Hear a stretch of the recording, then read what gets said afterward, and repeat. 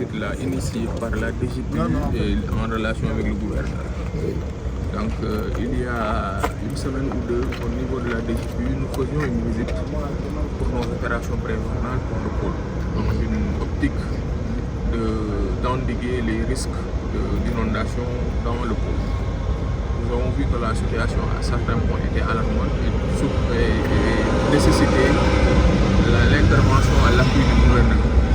Donc, en ce sens-là, de manière prompte, le gouverneur nous a reçus, la semaine dernière, le jeudi dernier, et nous a instruit carrément d'organiser une visite avec l'ensemble des parties prenantes pour nous éviter une catastrophe écologique au niveau du pôle de cette année. Donc, dans ce sens-là, qu'aujourd'hui on a appelé à cette réunion où il y a les intervenants dans le pôle. Je pense qu'on a un programme de visite sur les zones les plus inondables où on a des risques réels cette année. On a commencé nous, à niveau de la DGPU, à faire des opérations. On aura besoin du soutien du gouverneur dans les zones les plus sensibles. Donc je vais laisser à Chersen de donner le programme de visite très rapidement. On a, je pense, 4 étapes. Il va nous expliquer chaque étape et faire un peu une cartographie des risques dans cette étape. On pourra y aller très rapidement, faire une visite en maximum de temps. Nous avons 5 points à visiter aujourd'hui, gouverneur. Donc, c'est les points les plus sensibles que nous avons qui sont aujourd'hui à risque d'inondation vu l'évolution et l'urbanisation au niveau du pôle urbain de Diamniadio. C'est une zone que vous connaissez bien. Il y a des points qu'on a toujours suivis dans le cadre des 3 dernières années. Mais il y a d'autres points malheureusement qui se sont greffés sur le site et qui font objet aujourd'hui de points critiques en termes de notes. Le premier point que nous allons visiter, c'est vraiment cet ouvrage-là. Parce qu'il faut voir que c'est une zone, quand on parle d'opération pré-hivernale ou d'inondation, c'est une zone qui était susceptible au recueil des eaux pluviales, avec les 3 lacs qui existaient depuis 1970 qui ont été aménagés pour ça. Donc avec l'organisation et le plan d'aménagement que nous avons construit, ces lacs ont été donc conservés dans notre plan d'aménagement. Donc tout naturellement, toutes les eaux de pluie convergent vers ces 3 lacs-là. Donc lac 1 qui se trouve vers Diamniadio, lac 2 qui est au centre du pôle et le lac 3 qui est beaucoup plus vers Bargny. Donc le lac 1, je pense qu'on le verra sur le deuxième point. Le lac 2, c'est l'ouvrage où il y a aujourd'hui près du stade. Et là, vous avez des infrastructures majeures, le nouveau palais de justice, des infrastructures. Et c'est un point critique que nous surveillons chaque année. Parce que tout simplement, avec les nouvelles infrastructures, toutes les eaux aujourd'hui, et surtout ce qui se passe en aval avec l'installation de domaine industriel, on a des remontées d'eau qu'on a constatées depuis 2 ans, qui font qu'aujourd'hui, les sphères sont à un niveau sur une échelle de 5 à 2 à 3.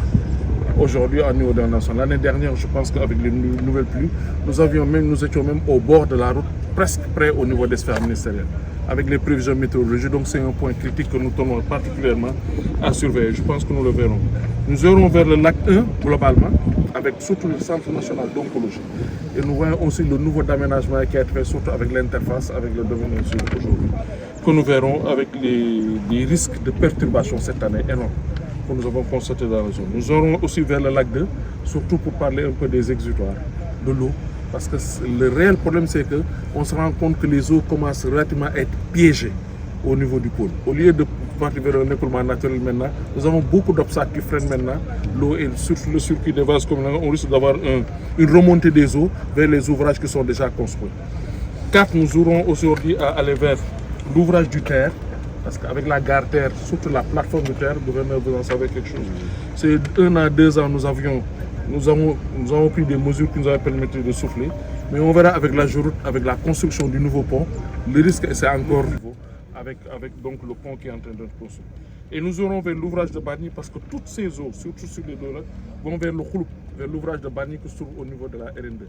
Cet ouvrage-là, c'est pas essentiel que l'ouvrage, c'est pas l'ouvrage qui constitue en soi le problème, mais nous avons l'urbanisation au niveau de Bargny-Ville Verte, qui empêche aujourd'hui ce grand canal qui est chargé de convoyer toutes les eaux vers la mer, se trouve aujourd'hui bien embarqué dans une restriction majeure de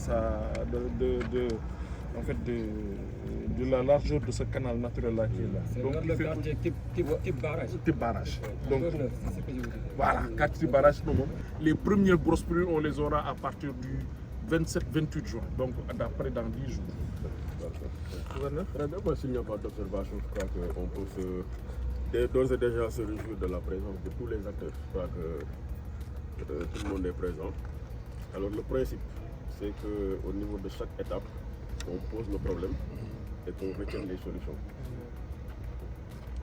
On les acte et puis voilà, on progresse. Donc à terme, on aura des solutions pour l'ensemble des problèmes qui seraient peut-être posés. C'est ça le principe.